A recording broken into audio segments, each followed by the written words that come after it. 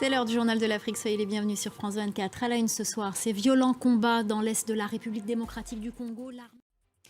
Ces violents combats entre l'armée congolaise et les rebelles du M23, des combats à l'arme lourde à une vingtaine de kilomètres au nord de Goma, dans l'est de la République démocratique du Congo.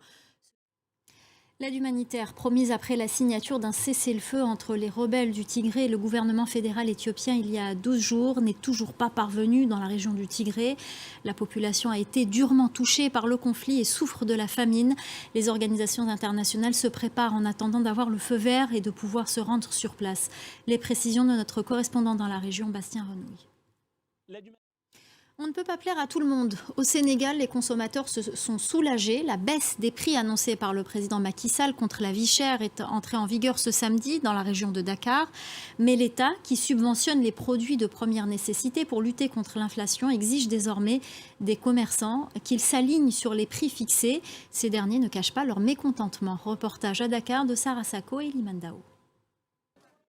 Direction la Côte d'Ivoire, le pays ambitionne de devenir le hub énergétique d'Afrique de l'Ouest avec un projet, la plus grande centrale à biomasse de la région. Elle devrait être opérationnelle dans 2 ans. Elle produira de l'électricité pour des milliers de personnes.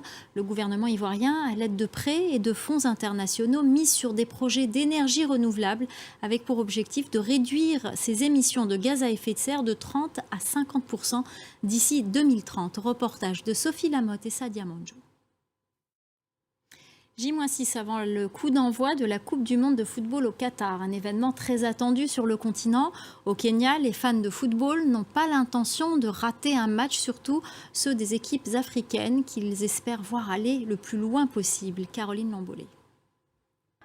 Et nous aussi, dans le Journal de l'Afrique, on suivra l'évolution de ces équipes africaines. C'est la fin de cette édition. Merci aux équipes en régie, merci à nos correspondants sans qui ce journal n'existerait pas. Merci à notre chef d'édition Célia Caracena et merci pour votre fidélité. Restez avec nous, l'info continue sur France 24.